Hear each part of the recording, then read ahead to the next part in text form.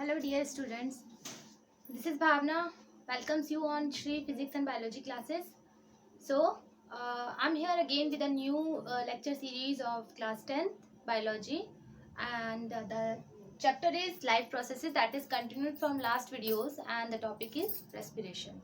Last section में हमने digestion के बारे में पढ़ा था.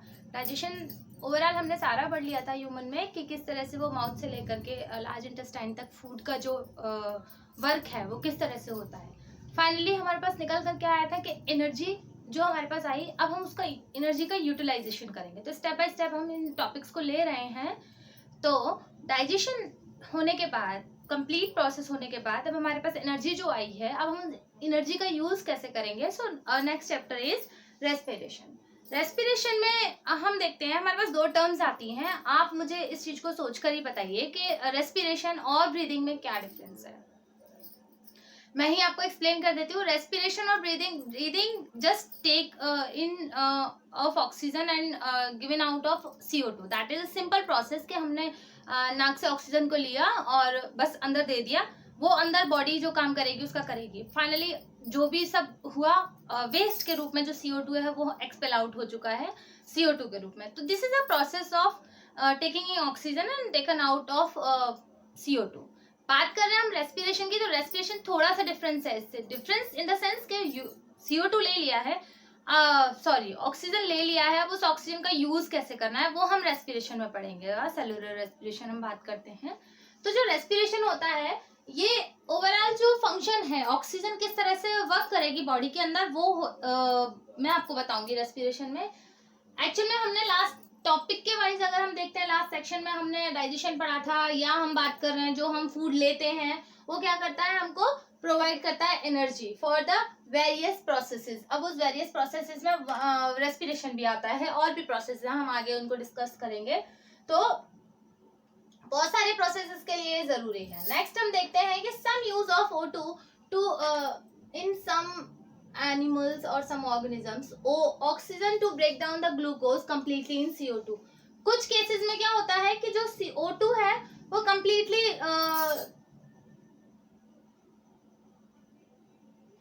ग्लूकोज को ब्रेक डाउन करके CO2 में कन्वर्ट करती है और वाटर में कन्वर्ट करती है. बट अदर केसेस में ये नहीं होता. अदर केसेस में अदर पाथवे जो होते हैं वो ऑक्सीजन का यूज नहीं करते. इसका सीधा सीधा आप कंफ्यूज ना हो कि जो ब्रेक डाउन, जो पाथवे ऑक्सीजन का यूज कर रहे हैं, that pathway is known as aerobic, और जिस पाथवे में ऑक्सीजन यूज नहीं हो रही दैट इज एनारोबिक. ठीक. अब हम मेरे पास एक ये छोटा सा मैंने आपको एक बनाया है, ये NCERT की बुक में है. आप इसको नॉर्मली कॉमनली और नॉर्मली भी देख सकते हो अगर आपके पास NCERT की बुक है, और अदर जो ऑथर्स की बुक है उनमें भी ये दिया हुआ है. तो यहाँ पर मैंने आपको ये ग्लूकोज का फॉर्मूला लिखा है C6H12O6. ये हमको दे रहा है 3 कार्बन मॉलिक्यूल्स, यानी कि पायरुवेट दे रहा है. This is pyruvate. अब ये पायरुवेट जो है ये किस तरह से अलग अलग पाथवेज में काम करेगा ये मैं आपको इसके मैंने आपको ये दिखाया है डायग्रामेटिकली और टेबुलर फॉर्म में, इससे मैं आपको बताती हूँ. देखिए जो ग्लूकोज है इसके पास 6 कार्बन एटम्स हैं, 6 कार्बन मॉलिक्यूल्स हैं. साइटोप्लाज्म में ये क्या कर रहा है, इसको ब्रेक डाउन करके ये पायरुवेट में कन्वर्ट हो रहा है. इसके पास अब 3 कार्बन है, ठीक है, प्लस एनर्जी है इसके पास. अब हम अगर इसको एनारोबिक रेस्पिरेशन में देखते हैं, ईस्ट जो होता है, ईस्ट खमीर हम इसको नॉर्मल भाषा में बोलते हैं, या फिर जो ब्रेड वगैरह में, केक वगैरह को फ्लफी बनाने के काम आता है ईस्ट. तो वहां पर हम इसको देखते हैं, वहां एनारोबिक रेस्पिरेशन हो रहा है. वहां पर ये हमको क्या देता है, इथेनॉल देता है, CO2 देता है और एनर्जी देता है बहुत सारी. और इस प्रोसेस को हम फर्मेंटेशन कहते हैं. अब फर्मेंटेशन क्या है मैं आपको नॉर्मली बताती हूँ.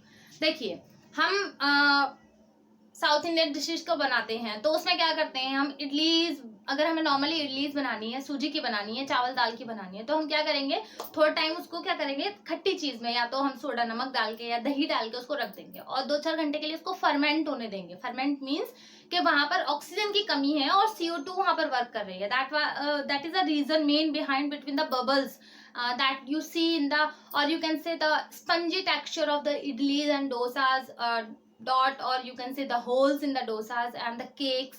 ये सारी चीजें जो दिखती हैं, this is just because of that CO2. वो जो CO2 जो वहाँ इवोल्व हो रही है, जो बन रही है, इथेनॉल के साथ जो CO2 बन रही है वो उन डॉट्स का कारण है, उन स्पंजेस का कारण है, या आप कहो वो जो इतनी फ्लफी बनती है वो फ्लफीनेस का कारण है। वहां पर ऑक्सीजन नहीं है, CO2 है केवल। तो वो फर्मेंट हो गया, फर्मेंटेशन वहां पर हो गया। फर्मेंटेशन का एक और कारण है अल्कोहल। राइस ब्रेन होता है, या आप कहो शुगर केन है। शुगर केन के छिलकों को काफी टाइम तक हम फर्मेंट करते हैं। फर्मेंट करने के बाद वाइन बनाई जाती है, अल्कोहल बनाया जाता है, दैट इज ऑल्सो फर्मेंटेशन। उनको क्या किया जाता है, बिल्कुल पैक्ड एरिया में उनको एंक्लोज कर दिया जाता है, जहां पर ऑक्सीजन एंटर नहीं करेगी। वहां पर वो सड़ते हैं, फर्मेंट होते हैं, मतलब इन एब्सेंस ऑफ ऑक्सीजन। सो उसके बाद जो हमें निकल कर आता है दैट इज अल्कोहल। इनका मेडिसिनल प्रॉपर्टीज भी है, पर एक्सेस में हम अगर ऑक्सीजन की कमी वाली चीजों को खाएंगे तो ऑब्वियसली हमारे बॉडी के लिए हेल्पफुल नहीं रहेगा। नेक्स्ट स्टेप में हम देखते हैं लैक ऑफ ऑक्सीजन। हमारी मसल सेल्स में हम इसको देखते हैं, क्या होता है, हम ज्यादा फटीग करते हैं। ज्यादा जो एथलीट्स वगैरह हैं, बहुत ज्यादा रेसिंग प्रोसेस में लगे रहते हैं वो लोग होते हैं, तो उस केस में क्या होता है कि उनकी जो मसल्स जो होती हैं, उनकी मसल्स में सडन जब ऑक्सीजन की कमी होगी तो जो मसल्स हैं वो ऑक्सीजन बनाना शुरू कर देंगे। मतलब वहां पर जो 3 कार्बन मॉलिक्यूल्स हैं वो एनर्जी के साथ प्रोड्यूस होना शुरू हो जाएंगे। अब वो प्रोड्यूस होना शुरू हो जाएंगे तो उनकी जो मसल्स हैं उनमें क्रम्स होना शुरू हो जाएगा, बहुत पेन होगा, मसल क्रम्पिंग होना शुरू हो जाएगा। तो this is also because of the lack of oxygen, क्योंकि मसल सेल्स में ऑक्सीजन नहीं है, तो वहां पर मसल सेल्स ऑक्सीजन लेने के लिए एक्सेस में तो वो जल्दी जल्दी वर्क करेंगी। उस केस में उनके यहाँ sudden building of that lactic acid के कारण क्रम्पिंग शुरू हो जाएगी। Cramping that cause the pain in the muscles, that is not good for the athlete और the person that is using the physical activities और physical exercise much more. Third हम देखते हैं प्रेजेंस ऑफ ऑक्सीजन। अब presence of oxygen आता है तो that means aerobic respiration के हम जहां पर ऑक्सीजन का यूज कर रहे हैं एरोबिक रेस्पिरेशन आता है। इसमें ये हम माइटोकॉन्ड्रिया में देते हैं। Mitochondria that is a power house of cell, ठीक है। तो वहां पर भी 3 मॉलिक्यूल्स ऑफ कार्बन बन रहे हैं, साथ में बन रहा है वाटर और साथ में बन रही है एनर्जी। तो ये मैंने जो आपको बताया ये क्या है कि भाई ग्लूकोज जो है वो पायरुवेट में बनने के बाद पायरुवेट अलग अलग पाथवेज पे किस तरह से उसको परफॉर्म कर रहा है। मैंने आपको पहले बताया ना कि ऑक्सीजन के जब ग्लूकोज कंप्लीटली ब्रेक डाउन हो रहा है तो CO2 कहाँ बन रहा है, वाटर कहाँ बन रहा है और किस फॉर्म में बन रहा है, एरोबिक है, एनारोबिक है, या किस तरह की कंडीशन है। तो ये ब्रेक डाउन ऑफ ग्लूकोज था वेरियस पाथवेज के साथ में। तो जो एनर्जी रिलीज होती है सेलुलर रेस्पिरेशन के दौरान उसको ATP की फॉर्म में इमीडिएटली यूज कर लिया जाता है। मैं आपको ATP समझा, तो ATP एनर्जी की करेंसी होती है। मोस्ट सेलुलर जितने भी ऑर्गेनिजम्स के सेलुलर प्रोसेसेस होते हैं उसमें एनर्जी की करेंसी होती है। और जो ATP मॉलिक्यूल होता है वो ATP और इनऑर्गेनिक जो सेलुलर इनऑर्गेनिक फॉस्फेट होता है उससे बनता है। सिंपली ATP इतना वाइड में नहीं है, आपको बस सिर्फ आपको इतना याद रखना है कि जो ATP है ट्राइफॉस्फेट बनता है ADP और इनऑर्गेनिक फॉस्फेट से। तो बात कर लेते हैं हम एरोबिक रेस्पिरेशन पाथवे की, ठीक है। एरोबिक रेस्पिरेशन का मतलब है कि यहाँ पर हम ऑक्सीजन को लेकर चल रहे हैं in presence of oxygen.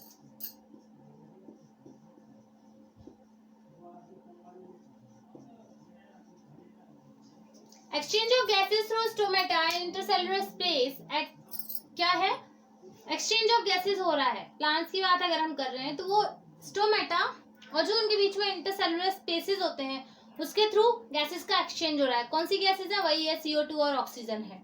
Night के टाइम में क्या होता है कि जो CO2 होती है वो एलिमिनेट होनी होती है, वो एक मेजर इवेंट होता है, that is a major event of the plants. Major event है वो उस चीज का कि CO2 एलिमिनेशन हो रहा है, जबकि डे टाइम में ये अपोजिट होता है। डे टाइम में CO2 एलिमिनेट नहीं होती है, ऑक्सीजन एलिमिनेट होती है, जो ऑक्सीजन हम यूज करते हैं फॉर दी रेस्पिरेशन, ठीक। एनिमल्स में क्या है, animal have evolved different organs for Uptake of O2, ठीक। बहुत सारे अलग अलग तरीके के जो एनिमल्स हैं उनमें अलग अलग प्रोसेसेस किए जाते हैं टू अपटेक द ऑक्सीजन। लेना सबको ऑक्सीजन ही है, एनिमल्स की बात हम कर रहे हैं तो उनके प्रोसेस अलग है, उनके ऑर्गन्स अलग हैं। कोई स्किन के थ्रू कर रहा है, कोई एयर पोर्स के थ्रू कर रहा है, स्किन पोर्स के थ्रू, कोई गिल्स के थ्रू एक्वाटिक लाइफ में अगर हम बात कर लेते हैं तो वो डिजोल्व ऑक्सीजन को ही ले रहे हैं, पर वो एक्वाटिक फॉर्म में है तो वो गिल्स के थ्रू ले रहे हैं। फिशेस क्या करती हैं, वाटर स्ट्रीम में मूव करती हैं, तो वाटर को पूरे को अपने माउथ से ले लेती हैं, उसके बाद जितना भी डिजोल्व ऑक्सीजन होता है उसको एब्जॉर्ब करके वाटर को एक्सपेल आउट कर देती हैं। काफी लो होती है एक्वाटिक लाइफ में ऑक्सीजन, तो वो उनको भी नीड ज्यादा होती है ऑक्सीजन की। ह्यूमन बींग्स में हम देख लेते हैं, ये थोड़ा सा एक लॉन्ग प्रोसेस है, जैसे हमने डाइजेशन पढ़ा है ह्यूमन में, तो जो ह्यूमन बीइंग में हम बात कर रहे हैं रेस्पिरेशन की, तो रेस्पिरेशन एक कंप्लीट एक प्रोसेस है सेलुलर लेवल पे। हम इसको देखते हैं तो क्या होता है, हम नॉस्ट्रल्स के थ्रू CO2 ऑक्सीजन ले रहे हैं। वो ऑक्सीजन कहाँ से आई है, प्लांट से आई है, थ्रू दी फोटोसिंथेसिस। और आपको एक चीज और मैं बता देती हूँ, जो फोटोसिंथेसिस है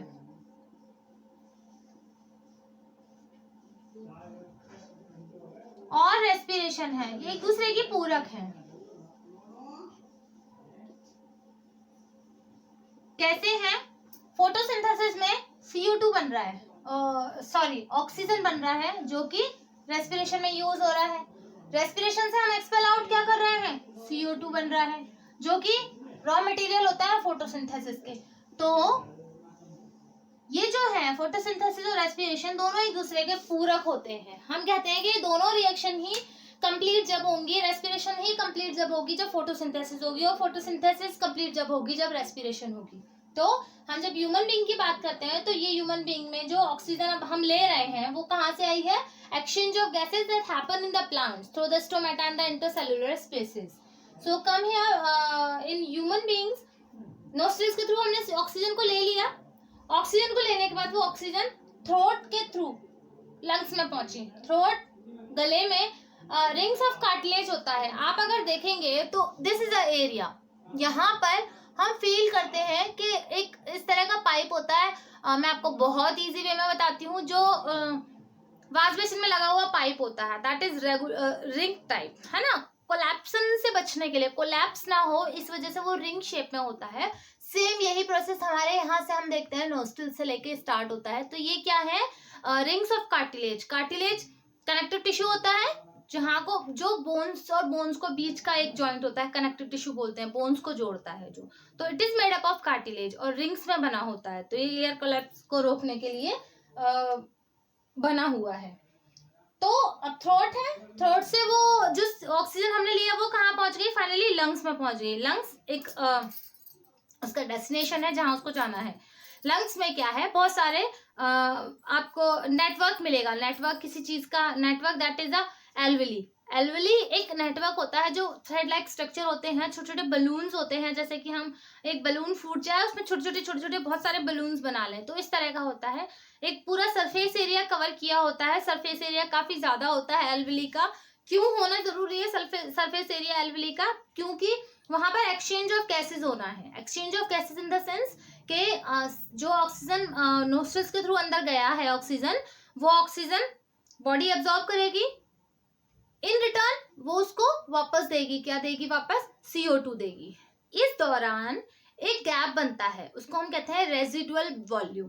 गैप मीन्स कि भाई CO2 ऑक्सीजन को लेना है बॉडी को और CO2 को एक्सपेल आउट करना है। तो ये जो एक बीच का मीन गैप होता है, एक टाइम ड्यूरेशन होता है, इसको हम रेजिडुअल वॉल्यूम बोलते हैं। लंग्स का रेजिडुअल वॉल्यूम बोलते हैं। तो ये मैंने आपको यहाँ पर एक इजी वे में आपको शो करके बताया है कि नोस्ट्रिल्स के थ्रू थ्रोट में आता है। हाँ, मैंने आपको एक चीज नहीं बताई, यहाँ नोस्ट्रिल्स में हेयर और म्यूकस भी पाया जाता है नॉर्मली, जिसको हम थोड़ा सा एक स्टिकी पदार्थ होता है हमारी नोज में जो पाया जाता है, just because to filter the dirt, to filter the insect, to filter the virus bacteria. ये क्या है कि वो जो हेयर है, हेयर उसको रोक करके म्यूकस से उसको स्टिक कर दें। स्टिक करने का मतलब है कि जो आप ऑक्सीजन ले रहे हो वो पूरी तरह से फिल्टर होके अंदर जाएगी लंग्स में। अब उसमें कुछ डर्ट वगैरह नहीं जाएगी। आप चाहे कितने ही पॉल्यूटेड एरिया में चले जाओ, चाहे आप जहाँ पे गेहूं वगैरह की कटाई वगैरह होती है, फिर भी क्या है, हम मोस्टली तो मुंह बांध कर ही करते हैं क्योंकि वहाँ अबंडेंस में होता है, पर फिर भी क्या है, बहुत सारा फिल्टर होके जाता है। वो जो एयर है वो फिल्टर आउट होकर जाती है, इसीलिए नोस्ट्रिल्स में म्यूकस और हेयर का होना जरूरी होता है। थ्रोट के थ्रू लंग्स में गया, लंग्स आपको पता है बलून लाइक स्ट्रक्चर होता है। लंग्स का प्रोसेस कैसे होगा, जब हम एयर इन करेंगे, लाइक अंदर हमने इनहेल किया तो क्या होगा, लंग्स जो होंगे वो बलून की तरह फूल जाएंगे और डायफ्राम जो होता है वो फ्लैटन हो जाता है। ठीक है, डायफ्राम फ्लैटन होने के कारण जो एयर जो होती है वो उनमें फिल हो जाती है। डायफ्राम का काम क्या होता है कि भाई जब एयर उसमें से निकल जाएगी, जब हम अब एक्सपेल आउट करेंगे CO2, जब हमने करा तो वो जो बलून है वो लूज हो जाएंगे। लूज होने के बाद वो लटक कर एकदम से एकदम लूज हो जाएंगे, तो उसको एक स्पेस चाहिए।